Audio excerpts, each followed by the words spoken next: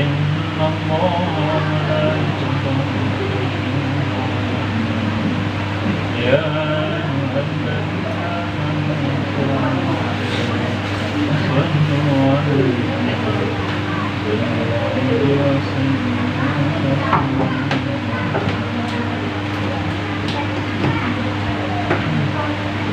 Assalamualaikum warahmatullahi wabarakatuh. Waalaikumsalam warahmatullahi wabarakatuh.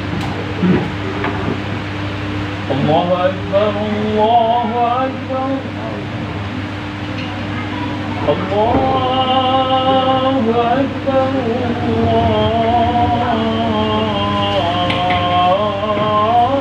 الله أكبر أشهد أن لا إله إلا الله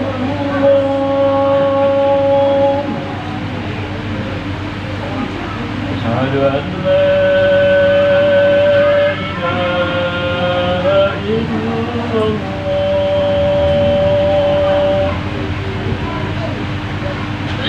أشهد أن محمدا رسول الله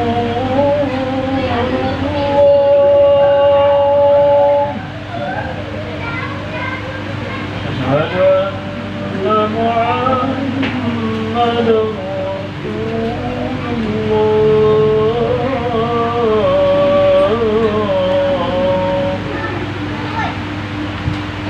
حي على الصلاة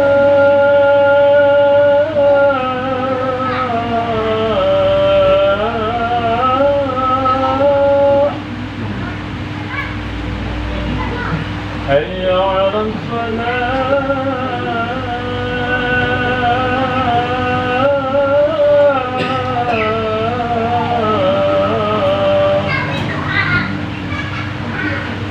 حي على الفلاح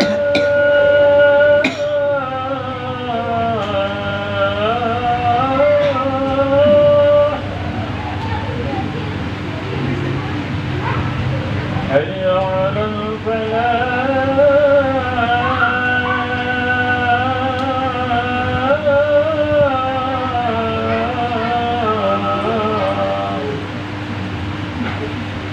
الله أكبر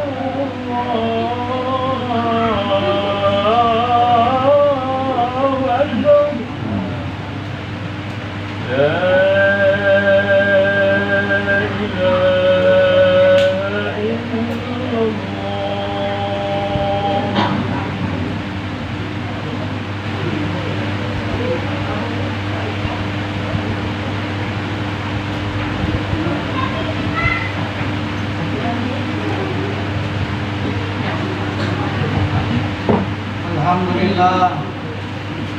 Alhamdulillahilladzi ja'ala yawmal jum'ati min afdali ayyami syuhuri wal a'wam wa faddala bi tamamil a'mali fihi 'ala al-a'mali fi ghairi min sya'iril ayyam.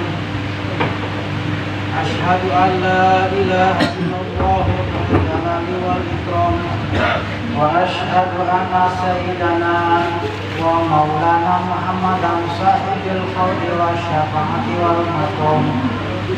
Sallallahu ala sayyidina wa maulana Muhammadin wa ala sayyidil anbiya'i wal mursalin al-kiram wa ala alihi wa ashabihi wa man tabi'ahu ila yaumi yushaku fihi al-mu'minuna ila daril khuludi wassalam. Amma ba'du fa ya ayyuhal habibun usikum wa iyaya bitaqwallah. Ittaqullaha faqad fazal muttaqun. Qala Allah ta'ala fil Qur'anil Karim. A'udzu billahi minasy syaithanir rajim. Wasari'u ila maghfiratin min rabbikum wa jannah arduha samawati wal ardu u'iddat lil muttaqin. Hadratil mukramin rahimakumullah. Sidang Jumat yang dimuliakan Allah, bersyukur kehadirat Allah Subhanahu wa taala atas limpahan nikmat serta karunia-Nya kepada kita. Di hari Jumat yang barokah ini, yang diberikan gelar oleh Nabi Sayyidul Ayyam, penghulunya hari. Tidak ada hari di mana terbit matahari kecuali hari Jumat adalah hari yang paling barokah. Tapi sekaligus hadirin yang mulia, hari Jumat juga bagi orang-orang yang beriman adalah hari yang sangat menegangkan. Karena baginda Nabi SAW juga menyampaikan kepada kita, pada hari Jumatlah akan terjadinya kiamat kubur. Maka oleh karena itu hadirin yang mulia, di hari Jumat yang barokah ini sekali lagi bersyukur kehadirat Allah. Karena Allah Subhanahu wa taala telah memberikan kekuatan lahir dan batin sehingga kita dapat duduk menghadap ke arah kiblat untuk mendengarkan khutbah. Semata-mata kita yakin bahwa khutbah merupakan bagian dari Jumat, sehingga tidak berani kita untuk melakukan hal-hal yang di luar kegiatan yang ada kaitannya dengan sholat Jumat. Ini semata-mata adalah karena ketaatan kita kepada Allah Subhanahu wa taala. Hadirin yang dimuliakan Allah Subhanahu wa taala. Kemudian mari sama-sama kita hadiahkan salawat dan salam kepada junjungan yang mulia, Nabi yang agung, Nabi besar Muhammad sallallahu alaihi wasallam. Karena dengan perjuangannya, dengan pikir dan risaunya, tetesan keringat bahkan tetesan darah, semata-mata karena cinta sayang kepada umatnya, kepada kita, maka beliau rela mengalami ujian-ujian yang sebetulnya itu tidak pantas dirasakan oleh seorang yang paling mulia di muka bumi ini, baginda Rasulullah sallallahu alaihi wasallam. Ma'asyiral muslimin rahimakumullah, ada 3 bulan serangkai yang dimuliakan Allah Subhanahu wa taala dan Rasulnya. Begitu hadis Nabi mengatakan, inna rajaba syahrullah wa sya'bana syahri wa ramadhana syahru ummati. Bulan pertama yang dimuliakan oleh Allah Subhanahu wa taala dan Rasulnya adalah bulan Rajab. Saking mulia dan dahsyatnya bulan Rajab, maka dikatakan bahwa bulan Rajab itu bulannya Allah. Hadirin yang mulia, kenapa bulan Rajab dikatakan bulannya Allah? Karena di bulan Rajab ada kejadian yang menggemparkan dunia, peristiwa yang membuat heboh orang kafirin, orang musyrikin, orang munafikin. Mukjizat Nabi terbesar kedua setelah Al-Quran, Isra wal Mi'raj Nabi besar Muhammad SAW terjadi di bulan Rajab. Maka pantas dan layak kalau bulan Rajab dikatakan bulannya Allah. Itu yang pertama. Kemudian yang kedua, wa sya'bana syahri. Bulan Sya'ban adalah bulanku, kata Nabi. Lalu kenapa bulan Sya'ban dikatakan bulan Nabi? Karena di bulan Sya'ban ada peristiwa kenaikan kelas, peristiwa penerimaan buku catatan amal. Amal perbuatan kita selama 1 tahun yang dicatat oleh sekretarisnya Allah Subhanahu wa taala, nanti di pertengahan bulan Sya'ban dibawa ke hadirat Allah Subhanahu wa taala. Maka biasanya di tempat-tempat seperti di lingkungan pondok pesantren, di lingkungan madrasah-madrasah, di beberapa masjid dan mushola, biasa di malam nisfu Sya'ban suka mengadakan majlis untuk membaca Yasin, membaca tasbih, zikir dan lain sebagainya. Tidak ada lain hadirin yang mulia. Alasannya adalah bahwa kita berharap di catatan amal perbuatan kita 1 tahun itu diakhiri dengan kebaikan. Hadirin sidang Jumat yang dimuliakan Allah Subhanahu wa taala, bulan Sya'ban juga Subscribe to disiapkan my oleh channel Allah Subhanahu wa and taala also untuk press this kita. bell icon. Bagaimana kita berusaha berupaya untuk mensucikan hati, untuk membersihkan hati. Kita ini adalah warga masyarakat warga sosial yang berhubungan satu sama lain, berbaur, bergaul dengan orang yang berbeda watak dan karakter, dengan orang tua yang muda, sebaya, bahkan kita seringkali berjumpa dengan para ulama. Oleh karena itu hadirin yang mulia, kita sebagai hamba yang lemah, hamba yang dhaif, tentu banyak kesalahan, banyak kekurangan. Mungkin selama kita bergaul ada orang-orang yang bisa jadi merasa tersinggung dengan ucapan kita, mungkin saja tersakiti oleh tangan kita, mungkin saja karena perilaku kita dan lain sebagainya. Maka di bulan Sya'ban ini hadirin yang mulia, hendaknya kita pergunakan untuk saling memaafkan satu sama lain. Yang tua memaafkan yang muda, sebagaimana yang muda juga sangat utama mendahului yang tua untuk datang meminta maaf kepada orang tua. Kemudian juga seorang suami memaafkan istrinya, sebagaimana seorang istri yang pertama kali juga meminta maaf kepada suaminya. Ini penting dilakukan di bulan Sya'ban. Bukan artinya di bulan-bulan biasa tidak penting, tetapi paling tidak di bulan Sya'ban ini kita lebih memperhatikan lagi hubungan kita dengan yang lain. Kita harus saling mengikhlaskan, kita harus saling menghalalkan. Kenapa demikian hadirin yang mulia? Karena bulan Sya'ban adalah bulan yang disiapkan oleh Allah Subhanahu wa taala untuk mensucikan hati. Sucikan hati kita sesama manusia, hilangkan rasa dendam, hilangkan rasa benci, hilangkan segala perasaan-perasaan yang akan merusak hubungan kita dengan saudara-saudara kita. Termasuk juga bulan Sya'ban, kita harus introspeksi diri. Barangkali hati kita terjangkiti sifat riya. Bisa jadi hati kita terjangkiti sifat sum'ah, sifat sombong, takabur, dan lain sebagainya. Di bulan Sya'ban ini hadirin yang mulia, senantiasa kita harus luruskan hati kita. Harus kita betul-betul arahkan hati kita supaya memiliki hati yang lembut, hati yang pemaaf, hati yang ikhlas, hati yang semata-mata segala sesuatu yang kita buat ini karena Allah Subhanahu wa taala. Maka bulan Sya'ban adalah bulan yang tepat untuk saling memaafkan.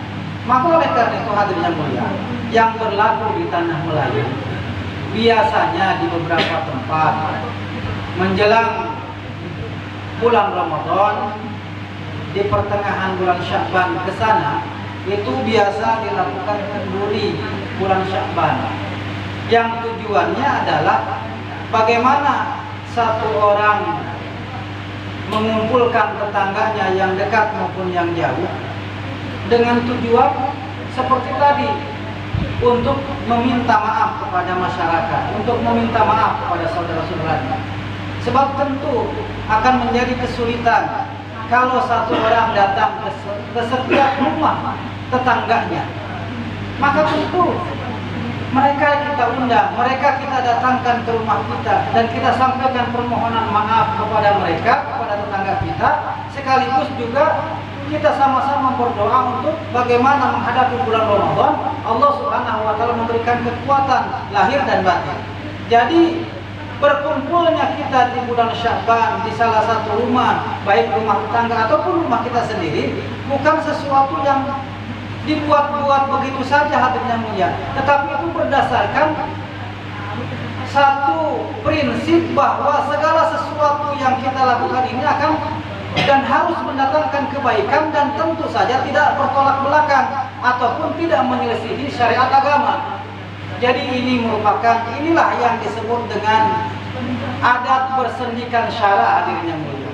Adat yang kita lakukan, kebiasaan yang kita lakukan, tetapi tidak bertentangan dengan hukum syariat agama, bahkan bersesuaian. Di bulan Sya'ban ini kita perlu untuk saling memaafkan satu sama lain. Kita tidak boleh menaruh dendam dalam hati kita, tidak boleh ada rasa sombong dalam hati kita. Siapapun kita sama saja di sisi Allah Subhanahu wa taala. Kemudian yang ketiga hadirin yang mulia, wa ramadhana syahrul ummati, bahwa bulan Ramadan yang sebentar lagi kita akan berada di dalamnya adalah bulan umatku, kata Nabi. Bulan Ramadan adalah bulan kita. Lalu kenapa bulan Ramadan dikatakan bulan kita? li'anal hasanati fihi mujtami'atun.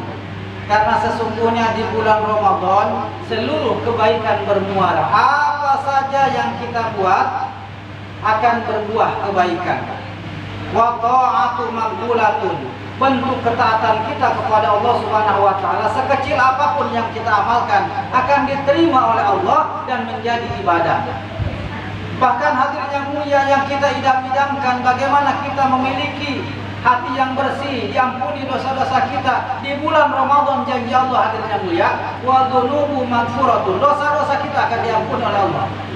Bahkan di hadis yang lain Allah Subhanahu wa taala akan senantiasa berfirman di setiap malam bulan Ramadan. Kata Allah, "Man dzalladzi yatlubuna fanatlubu."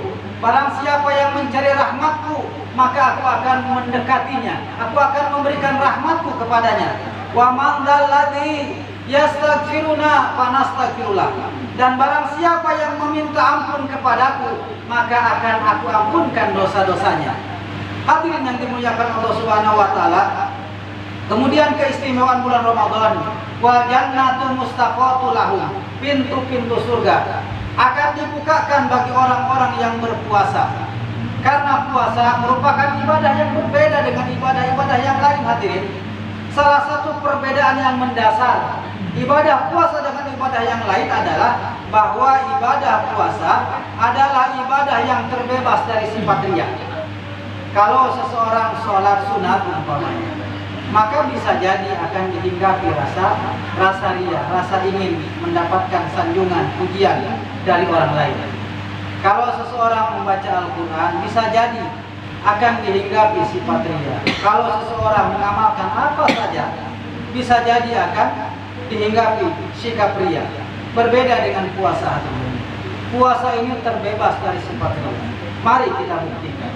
Kita sebagai kepala rumah tangga mungkin bekerja berat, mungkin kita melakukan pekerjaan-pekerjaan yang membuat kita kesulitan untuk melakukan puasa. Tapi karena dorongan kita melaksanakan puasa ini adalah karena Allah Subhanahu wa taala, bukan karena siapa-siapa. Maka walaupun kita berada di kesendirian, di hadapan kita ada makanan, ada minuman, maka kita tidak berani untuk memakannya, tidak berani untuk meminumnya. Walaupun tidak ada siapa-siapa, walaupun bisa saja kita pulang ke rumah dengan mengakui kita puasa dan kita berpura-pura lemas dan lain sebagainya, orang lain akan percaya. Tetapi tidak, hadirin yang mulia, hati kita akan mengatakan itu tidak boleh karena Allah Subhanahu wa taala melihat kita. Dan itu adalah karena dorongan iman, hadirin yang mulia. Itu dorongan keyakinan kepada Allah Subhanahu wa taala bahwa Allah melihat kita. Maka oleh karena itu, puasa adalah ibadah yang terbebas dari sifat riya. Oleh karena itu hadirin yang dimuliakan Allah Subhanahu wa taala, maka puasa yang sebentar lagi akan kita dilam merupakan anugerah yang sangat besar yang Allah Subhanahu wa taala berikan kepada kita. Maka sepatutnya, sepantasnya kita merasa bahagia, merasa senang akan datangnya bulan Ramadan, bukan justru merasa terbebani. Karena orang munafik, orang-orang munafik ini hadirin yang mulia, ketika datang satu perintah, dia merasa terbebani. Dia merasa itu sebuah kewajiban yang berat untuk dilakukan. Tetapi tidak bagi orang yang beriman. Ketika datang satu perintah Allah, maka dia akan bersukacita untuk menyambutnya. Begitu pula dengan datangnya bulan suci Ramadan, karena kata Nabi SAW, "Man fariha biduhuli Ramadan, harramallahu jasadahu ala niran." Barang siapa yang merasa senang, merasa gembira menyambut datangnya bulan suci Ramadan, maka Allah Subhanahu wa taala akan haramkan jasadnya dari api neraka. Tetapi tentu saja tidak sederhana itu. Harus ada bukti sebagai pembuktian bahwa kita betul-betul merasa senang, merasa bahagia menyambut datangnya bulan suci Ramadan, sebagaimana kita akan juga bisa membuktikan ketika menyambut datangnya orang hebat, orang yang kita muliakan, orang yang kita hormati, maka kita akan mempersiapkan lahir dan batin. Ketika kita mendengar berita bahwa akan bertamu orang besar, akan bertamu orang hebat ke rumah kita, maka lahir dan batin, luar dan dalam rumah kita akan persiapkan. Maka bagaimana hadirnya mulia? Kalau yang datang ini bulan Ramadan, kalau yang datang ini adalah syahrul siyam, syahrul mubarak, syahrul satu bulan yang penuh di dalamnya dengan kebaikan, maka tentu harus kita persiapkan juga lahir dan batin. Lahirnya hati kita harus kita persiapkan dengan iman, takwa, ikhlas, dan tidak kalah pentingnya persiapkan dengan ilmu hadirnya mulia. Karena setiap amalan membutuhkan ilmu. Dan jika kita melakukan amalan apapun, kalau tanpa ilmu hadirnya mulia, jangankan mendapatkan pahala untuk ukuran sah saja pun belum tentu. Maka oleh karena itu, pelajari bagaimana cara kita mendapatkan puasa yang lebih meningkat dari puasa sebelumnya. Barangkali sebelum ini kita hanya sampai pada peringkat puasanya orang awam. Bagaimana puasanya orang awam? Puasanya orang awam adalah puasanya yang hanya sekedar sah saja menurut ukuran fikih. Dia tidak makan, tidak minum, tidak melakukan hubungan suami istri di siang hari. Tetapi apakah puasa mendapatkan pahala? Bisa jadi tidak. Karena bisa jadi puasanya sah, tetapi pahalanya batal. Mungkin dia melihat sesuatu yang dilarang oleh syariat agama, mungkin dia berkata-kata sesuatu yang dilarang oleh syariat agama, ataupun mendengar yang tidak sesuai dengan syariat agama. Maka oleh karena itu hadirin yang mulia, tahun ini harus kita tingkatkan puasa kita dari saumul awam menjadi saumul khawas. Bahwa saumul solihin, yaitu puasanya orang soleh. Orang soleh ini berpuasa hadirin yang mulia, dia 5 perkara diamalkan. Yang pertama, Ghaddul basar an kulli ma yadum syar'an. Dia jaga lisannya, dia jaga mulutnya dari membicarakan keburukan orang lain, dari bersumpah palsu, dari berkata-kata kotor. Kemudian hadirnya mulia, dia pun akan hifdzul lisan, menjaga lisannya. Dan kemudian juga Ghaddul basar an kulli ma yadum syar'an, dia akan menjaga pandangan matanya. Dan juga hadirin yang mulia, bagi orang yang sedang berpuasa, jika puasanya ingin sampai pada kualitas puasanya orang soleh, menjaga wakaful udhun anis imaikul limakruhin, menjaga telinganya dari perkara-perkara yang tidak disukai oleh syariat agama. Bahkan wa alla yastaghfiru minal halal waqtal iftar bihaitsu yamla'u batnu. Dia tidak makan dan tidak minum terlalu banyak di bulan Ramadan. Karena kalau seseorang banyak makan dan minum di bulan Ramadan, tentu tidak akan sesuai dengan maksud dan tujuan puasa, yaitu untuk mengendalikan hawa nafsu. Kalau dia tetap banyak makan dan minum di bulan Ramadan, maka itu sama dengan memindahkan waktu makan dan minum di bulan-bulan biasa dengan bulan Ramadan. Oleh karena itu hadirin yang mulia, mudah-mudahan Allah Subhanahu wa taala memberikan kekuatan kepada kita. Dan yang pertama adalah kita bahwa kita merasa senang, merasa bahagia menyambut datangnya bulan suci Ramadan. Dan bukti rasa senang kita menyambut datangnya bulan suci Ramadan, kita akan usahakan segala hal-hal yang diperlukan untuk kita laksanakan puasa dengan baik. Salah satunya adalah ilmu pengetahuan agama. Dan kemudian kita tidak kalah pentingnya untuk saling memaafkan satu sama lain. Bersih hati kita. Bulan Rajab kita bersihkan jasmani kita. Bulan Sya'ban kita bersihkan hati kita. Bulan Ramadan waktunya kita membersihkan rohani kita. Maka nanti sampai pada bulan Syawal kita akan kembali pada kesucian lahir dan batin. Kita akan kembali seperti bayi yang baru dilahirkan dari perut ibu kita. Itu yang menjadi harapan kita dari 3 bulan serangkai yang Allah Subhanahu wa taala telah berikan kepada kita. Fa'tabiru ya ulil absar la'allakum tuflihun innahu huwal ghafurur rahim.